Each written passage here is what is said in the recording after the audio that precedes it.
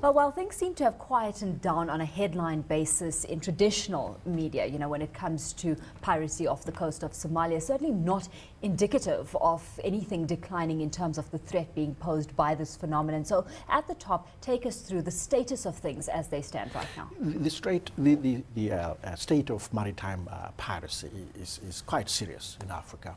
And both in East Africa and in West Africa. We do go through these troughs where things seem to be improving, but it's not really improving because the conditions for piracy in the first place have not gone away. And it's having a huge impact on the capacity of the ability of ships to dock and deliver goods, whether it's food or whatever. It's raising the costs of doing business because the cost of insuring goods is going up, and that is passed on to the consumer. And ships have to dock in the Cape of Good Hope and other places to avoid the problem. Then goods have to be moved overland. All that is pushing up costs. But also it's affecting the fisheries industry, especially for island states such as Seychelles or Mauritius to an extent. And finally, it's affecting